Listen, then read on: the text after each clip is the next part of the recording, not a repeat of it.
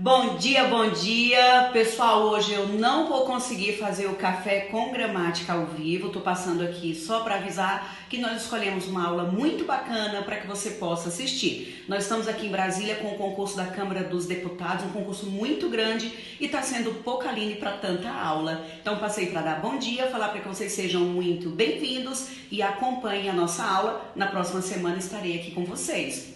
Um beijo e até terça.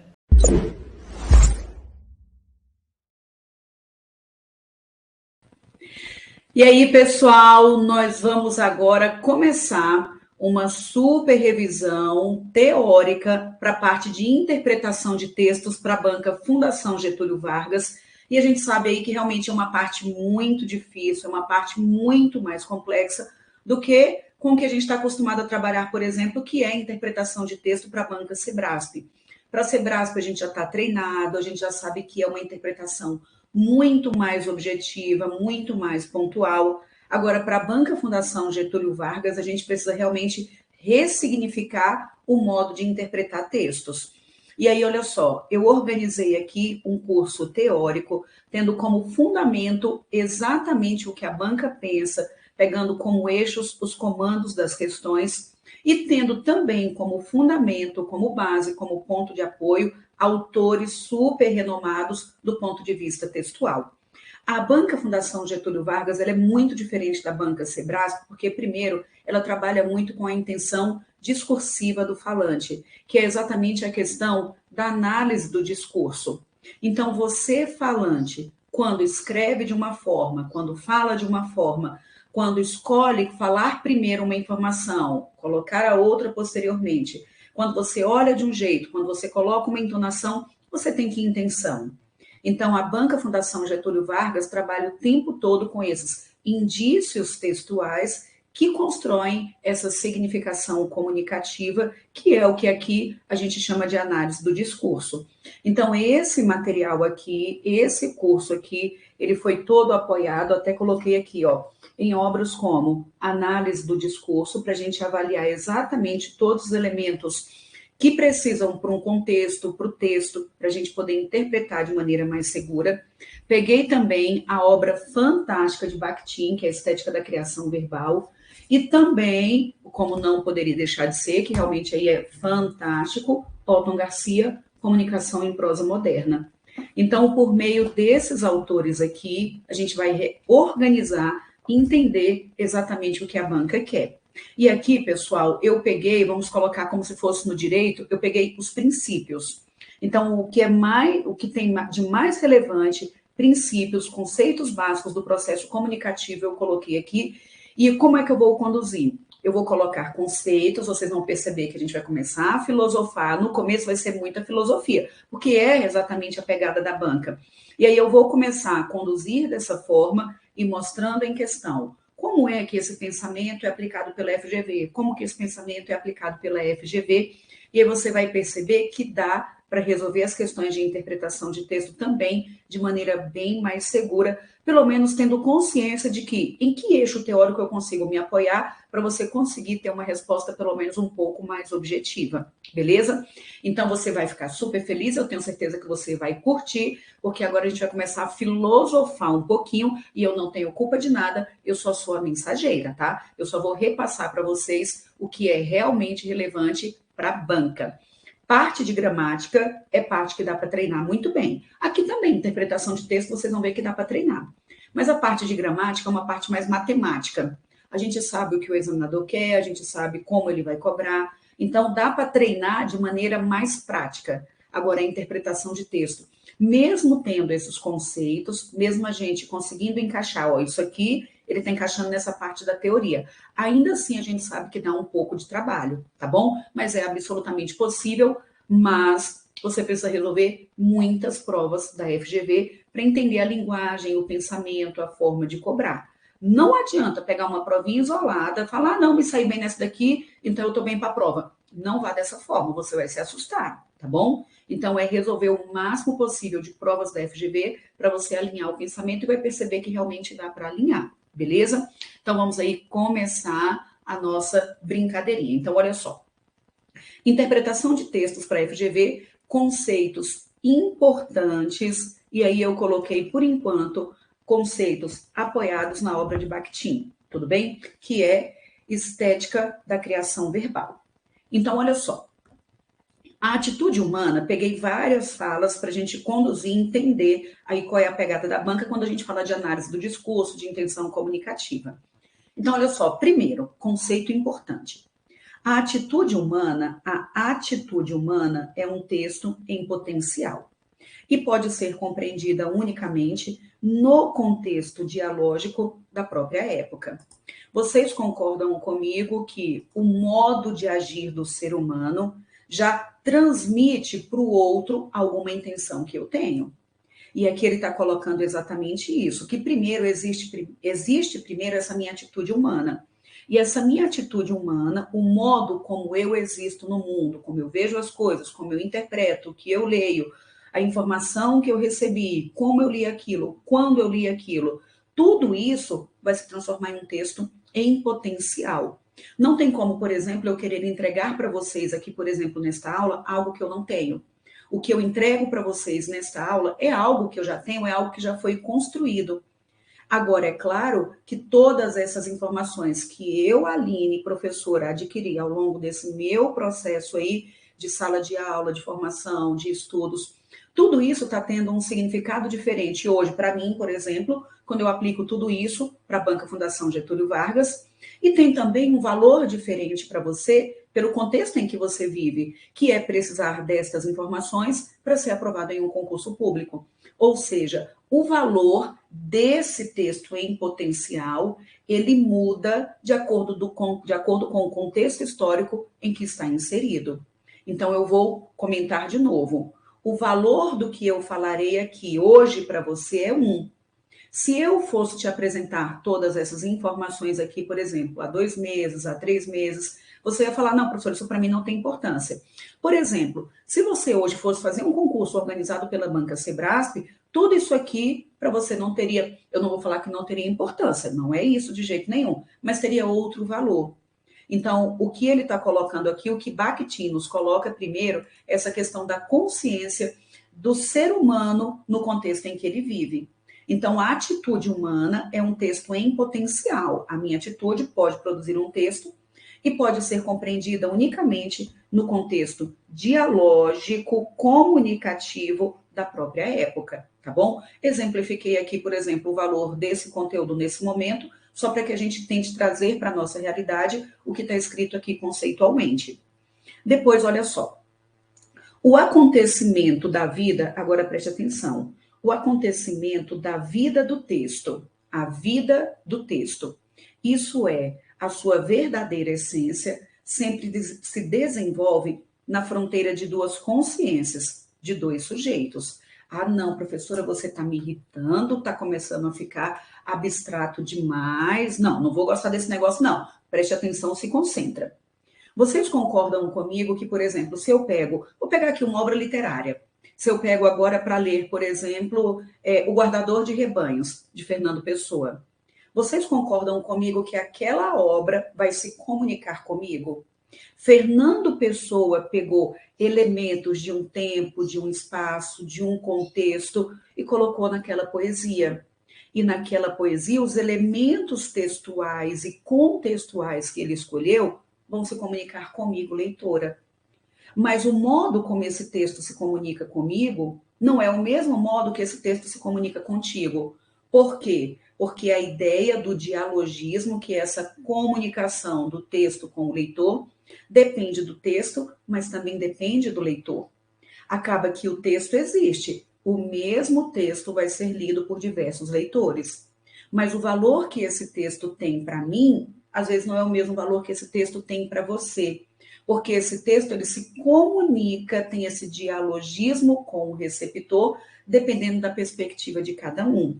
Então, olha só o que Bakhtin nos disse aqui.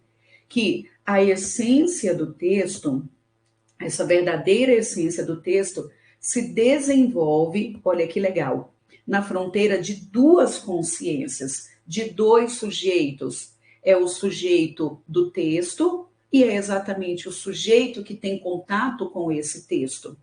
Então, esse dialogismo é exatamente a comunicação, o diálogo, o entendimento que existe entre texto e leitor, tudo bem?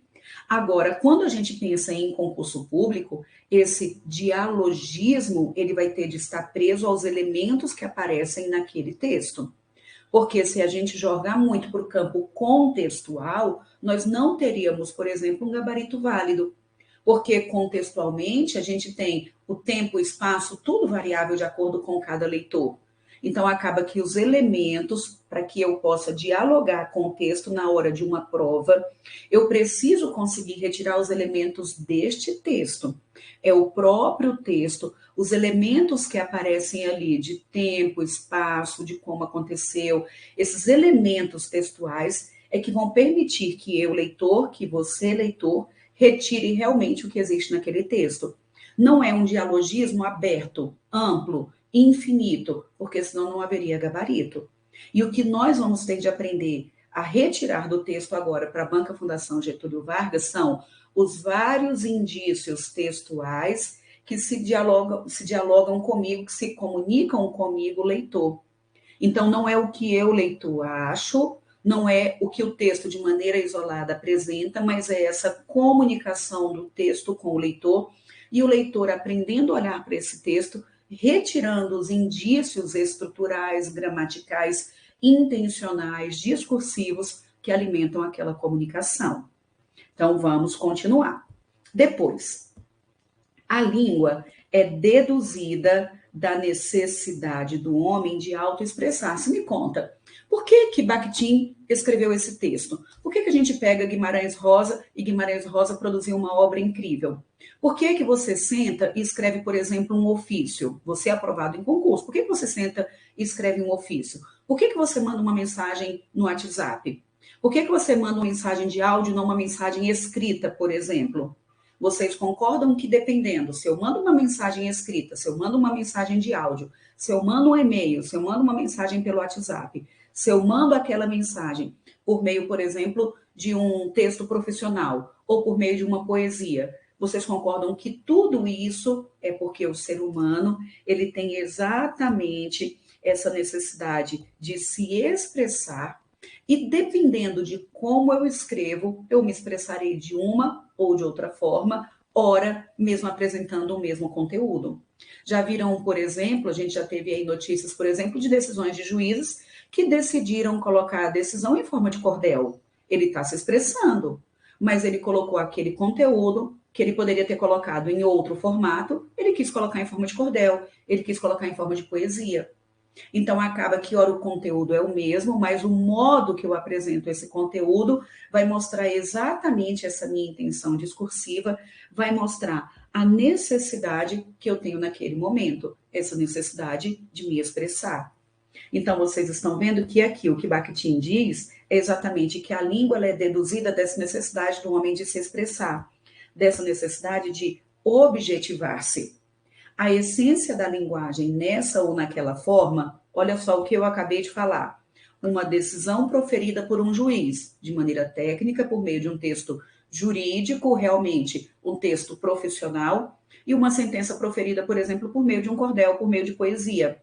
Vocês concordam que isso aí, dependendo dessa essência da linguagem, de uma ou de outra forma, é exatamente o que vai indicar a criação espiritual daquele indivíduo, que é a necessidade que ele tem naquele momento de se comunicar daquela forma.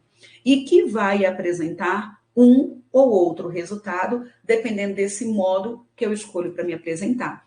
Vocês podem observar que a Banca Fundação Getúlio Vargas o tempo todo cria contextos. Se você já está resolvendo questões da FGV, você vai observar que ele fala que a pessoa estava em uma audiência, que a pessoa estava na rua e leu determinada placa, que a pessoa estava no trabalho e um relatório, a pessoa escreveu um texto com discurso direto ou indireto. Naquela poesia, determinado assunto foi apresentado, o que aquele autor quis dizer naquele texto literário. Então, a Banca Fundação Getúlio Vargas o tempo todo trabalha com essa diversidade de formas de se expressar. Eu posso me expressar por meio de um texto publicitário. Eu poderia apresentar a mesma informação, por exemplo, de maneira informal em um grupo de um WhatsApp, não sendo em um grande veículo de comunicação. Isso tem realmente uma grande diferença no processo comunicativo. O que nós vamos ter de aprender a retirar da Banca Fundação Getúlio Vargas são os elementos textuais que constituem a necessidade discursiva. Vou falar de novo. O que a gente vai ter de aprender a tirar da FGV são os elementos textuais que representam a minha necessidade discursiva. Porque ele vai querer saber exatamente qual é a necessidade daquela pessoa quando escreveu daquela forma e não escreveu de outra. Vocês vão perceber, e daqui a pouco eu vou ler isso aqui para a gente ter um norte, para a gente ter uma noção, e eu vou começar a mostrar para vocês como que isso, todos esses conceitos são aplicados pela FGV. E quando a gente tem noção desses conceitos, isso fica muito mais claro quando a gente lê determinado comando. Então, vamos continuar aí a nossa leitura. Aí, olha só. Na explicação, veja. Quando eu explico alguma coisa, existe apenas uma consciência, existe apenas um sujeito. E, professora, sei lá. Na compreensão, duas consciências, dois sujeitos. A compreensão, gente, preste muita atenção, é sempre dialógica. Se eu paro agora para explicar algo para você, eu estou te dando um conceito. Este conceito é exatamente o que eu quero que você guarde como premissa. É o que eu quero que você guarde como informação. Você vai ler e vai interpretar. Você vai entender o que eu te falei. Aí tá vendo que aqui ele coloca que essa explicação tem a consciência de um sujeito. É apenas o que eu disse, é aquela teoria. Se eu pego, por exemplo, um dicionário, não sei o significado de uma palavra, eu vou pegar o significado dessa palavra. Quando você lê o significado dessa palavra, aquela é exatamente uma explicação. É uma única consciência, que é o significado daquele conceito. Então, aquele conceito ainda não está se comunicando com você. É um conceito por si só. Agora, quando a gente para pensar na compreensão daquilo, essa compreensão será exatamente o valor que aquela teoria, que aquela premissa, que aquele dado vai ter para o leitor.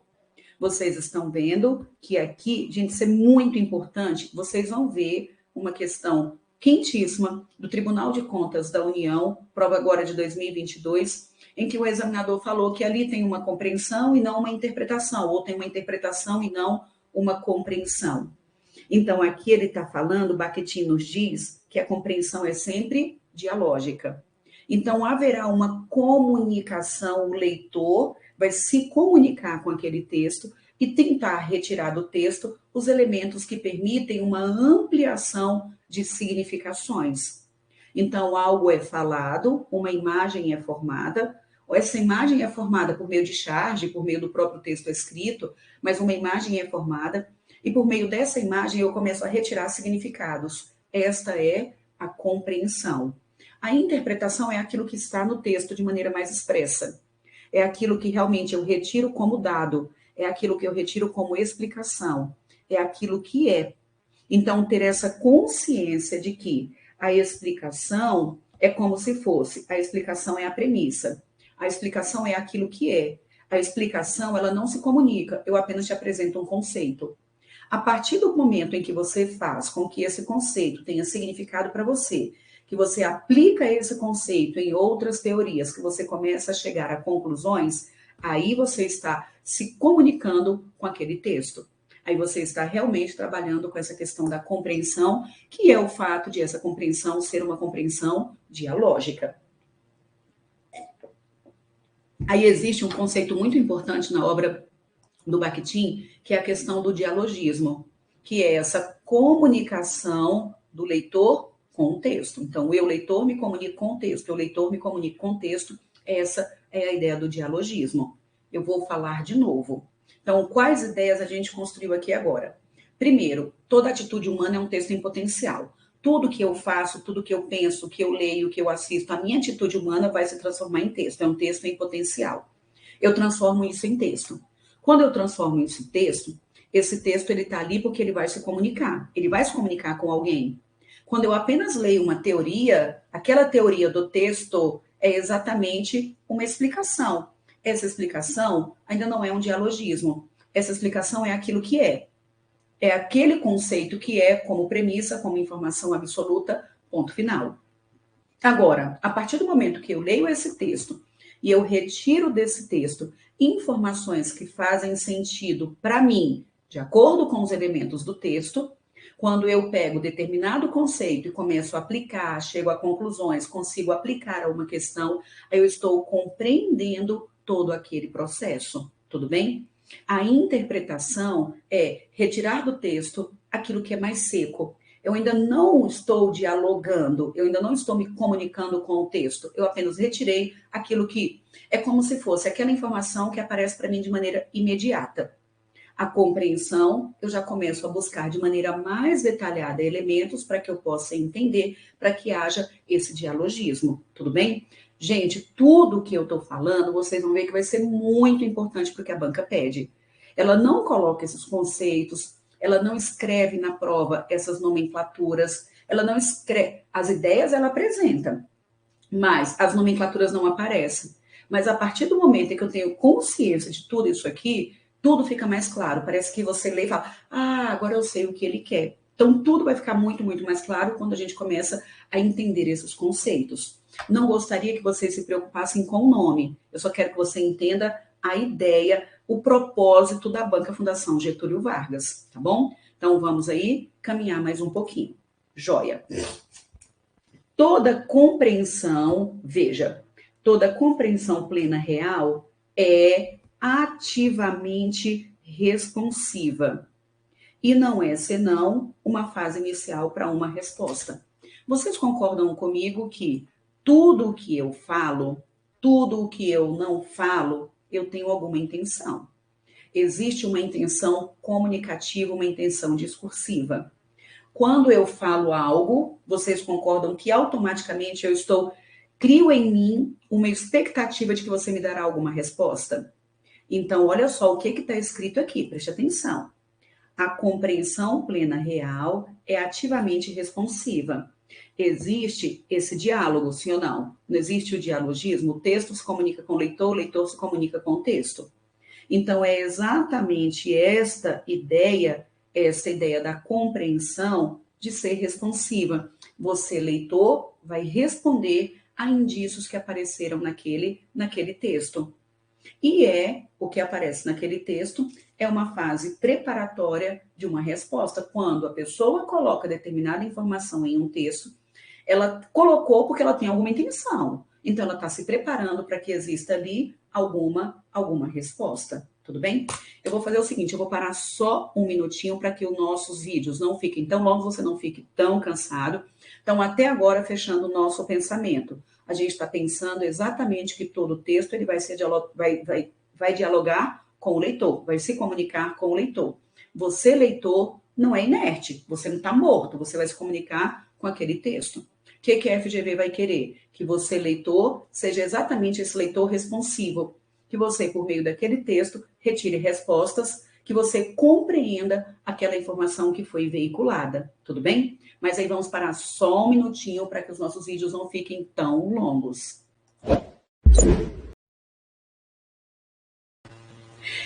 Então vamos lá, olha só, continuando aí o nosso raciocínio. Lerei de novo o trechinho que a gente acabou de ler.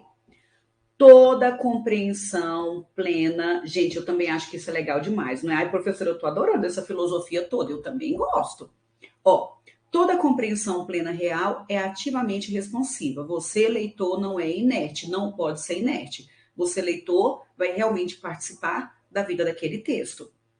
E não é senão uma fase inicial preparatória de resposta. Preste atenção agora, isso é muito importante. O falante, e aqui quando eu falo o falante, nós estamos pensando realmente na fala, no texto oral ou no texto escrito. Quando eu escrevo, eu falo.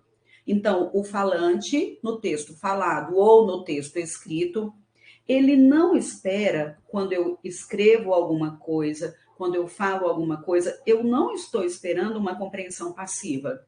Eu não quero que você fique aí bobão, boca aberta, não entendi nada. Não, não é isso que eu desejo. Eu desejo que você realmente participe dessa comunicação. Então, eu não espero essa compreensão passiva. Eu não quero que você apenas duble o meu pensamento em voz alheia. Se você apenas está dublando o meu pensamento em voz alheia, você não está entendendo. Porque se você entende, você vai ter uma participação, fala para mim, você vai ter uma participação responsiva. Então, quando eu produzo um texto, eu não espero que você apenas duble o que eu digo. Eu não espero que você tenha apenas essa compreensão passiva, que você fique aí do nada como se nada tivesse acontecido.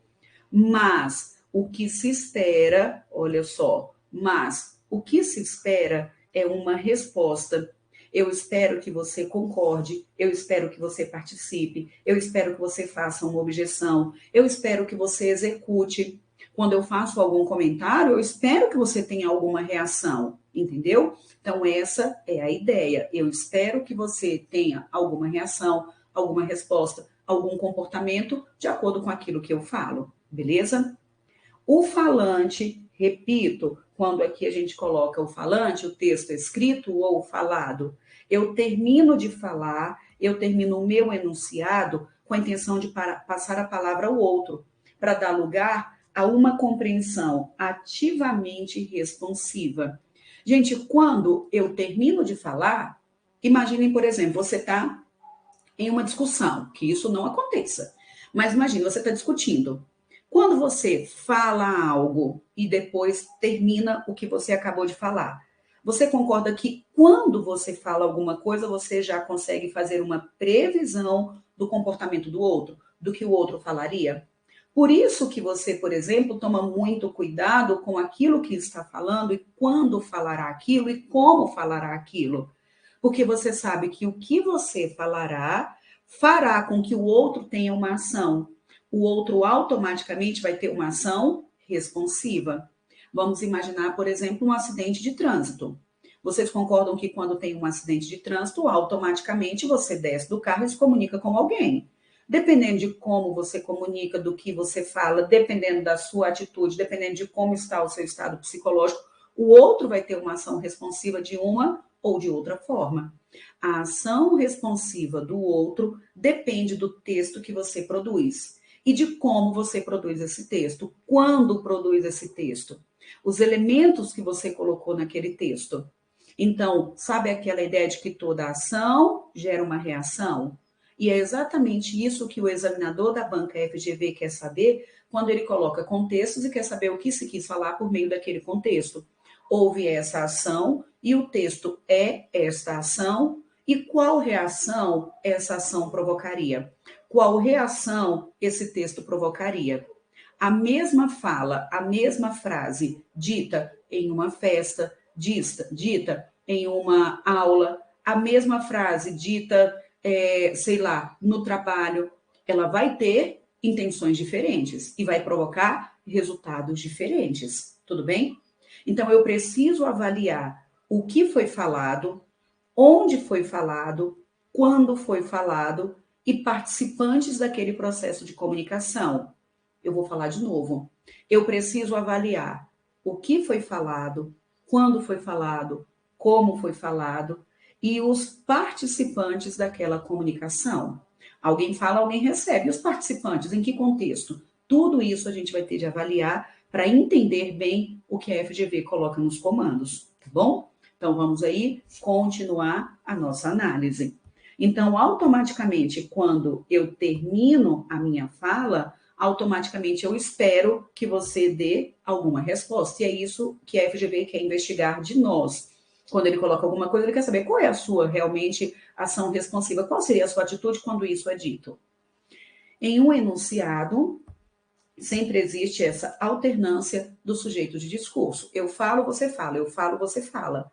No texto escrito, você lê, você acabou de ler, que é um sujeito do discurso, a voz que existe naquele texto.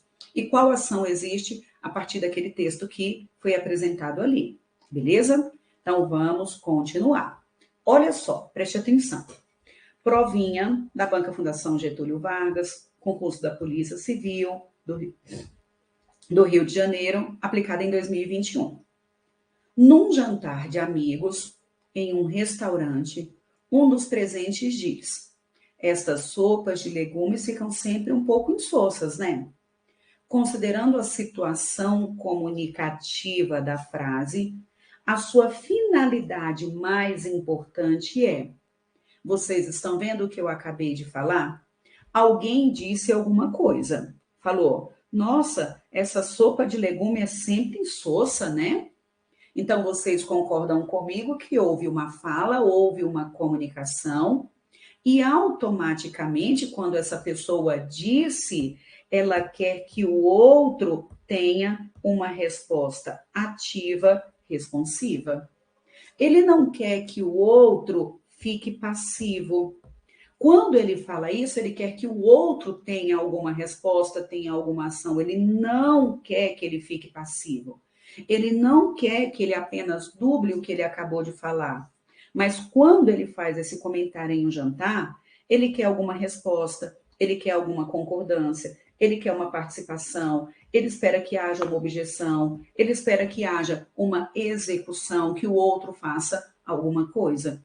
Porque ele, na verdade, está se comunicando, tá vendo a questão que eu havia comentado anteriormente, o dialogismo, ele está se comunicando com o outro, mas esta comunicação, ela vai ter um ou outro valor, dependendo do contexto em que está inserido. Por isso que eu quero que você sempre pense neste contexto que foi apresentado. O que foi falado? Como foi falado? Quando foi falado? Quem estava participando? Qual é o contexto em que isso foi inserido? Todos esses dados serão muito importantes para que a gente chegue a conclusões discursivas. Então, olha só, aqui ele falou, preste atenção, esses dados serão determinantes. Ele falou o seguinte, que isso aconteceu em um jantar. Mas foi um jantar, por exemplo, de trabalho? A intenção era, você foi ali jantar com a intenção de tomar alguma decisão? Foi um jantar de trabalho? Não, foi um jantar de amigos. Em um restaurante, não está na casa de ninguém, está em um restaurante, está jantando com amigos, tudo bem? Então, quando eu estou em um restaurante com um amigo, e aí eu falo, nossa, mas essa sopa, ela é insossa, né? Vocês acham que a minha intenção, a ação, a objeção, a aceitabilidade, a execução que o outro quer quando fala isso, o que o outro está querendo, o que eu desejaria ao falar isso, vocês acham que seria ofender o cozinheiro que não prepara bem as sopas? Ai, professora, eu acho que é. Peraí, o cozinheiro nem está lá. Vocês concordam que ele está fazendo, apenas fez um comentário com um amigo. O foco é a sopa que está insossa e ele está com os amigos. Vocês acham que a intenção dele é ofender o cozinheiro? Eu acho que extrapola essa compreensão. Mas vamos continuar. Ele está declarando que ele não gosta de sopa de legumes? Ô, professora, eu acho. Porque se ele está falando que é em sopa, então ele não gosta. Peraí, acompanhe comigo o seguinte pensamento. Eu estou em um jantar com amigos e eu estou comendo aquela sopa. Se eu estou comendo aquela sopa em um restaurante, é porque eu pedi a sopa. Se eu pedi a sopa, então é porque eu gosto de sopa. Acompanhar o meu pensamento? Você está em um hospital. Se fosse, por exemplo, em um hospital. Vocês concordam que essa frase teria outro valor, teria outro significado se a pessoa tivesse hospitalizada? Aí sim eu posso falar, poxa, eu não gosto de sopa, mas eu vou ter de comer isso aqui, que coisa horrível. Então, a minha intenção poderia ser outra se eu estivesse em um outro ambiente, em um outro contexto. Mas aqui não. Eu fui ao restaurante. Se eu fui ao restaurante, então quem pediu a sopa fui eu. Então, não tem como eu declarar agora que eu não gosto de sopa. Se eu não gostasse, eu não teria pedido. Tudo bem? Depois, solicitar indiretamente que lhe passem o sal? Pode ser. Vocês estão vendo que aqui a gente viu que eu não quero que você tenha uma compreensão passiva, eu não quero que você duble, eu quero que você me dê alguma resposta. Eu quero que você concorde, que você discorde, que você participe, que você faça uma objeção, ou eu quero que você execute, que você tenha alguma ação por meio daquilo. Pode ser, eu estou falando, poxa, eu gosto de sopa, eu pedi sopa, mas essa sopa está insossa. Se está insossa, é uma boa possibilidade solicitar indiretamente que alguém passe o sal para você. Alguém estaria executando aquela ação. Mostrar desagrado por estar presente no encontro? Gente, só se você for muito falciane, sim ou não? Porque você está no jantar com amigos.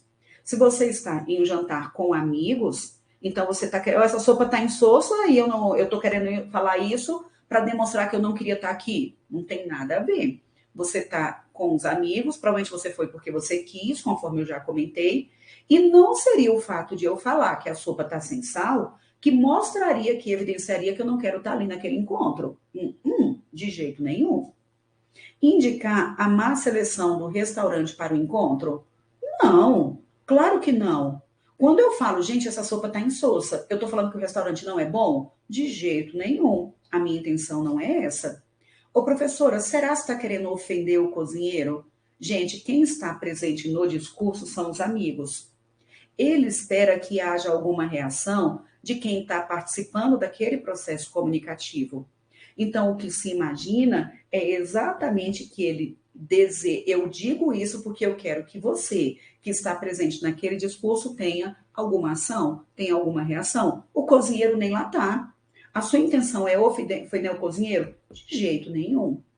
Agora, vocês concordam comigo que a gente chega a esta compreensão, o isolado é o que eu interpreto. Eu chego a essa compreensão depois de ter avaliado todos os elementos do discurso. Eu falo algo porque eu quero que você tenha alguma ação, que você me dê alguma resposta por meio daquilo que foi apresentado. Beleza? Então, joia.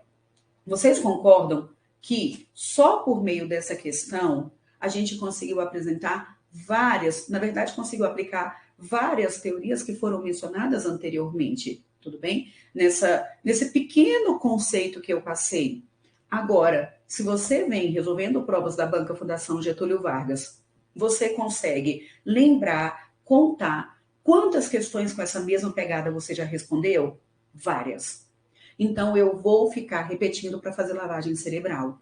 Você vai ter de pensar onde aconteceu, quando aconteceu, quem estava, quem eram os participantes dessa conversa. Isso tudo vai fazer uma grande diferença no processo de comunicação e saber que todo texto busca se dialogar com o leitor. A intenção é se comunicar com o leitor. E aí você vai ter de procurar exatamente essa intenção discursiva do dialogismo que existe naquele texto para que você consiga eliminar alternativas e escolher a alternativa adequada. Agora eu vou de novo parar um minutinho para que a gente continue aí dando sequência na teoria necessária para a gente resolver essas questões, tendo mais consciência. Eu vou repetir. O examinador não vai pedir nome, mas ele vai querer que você tenha consciência de todo esse processo comunicativo.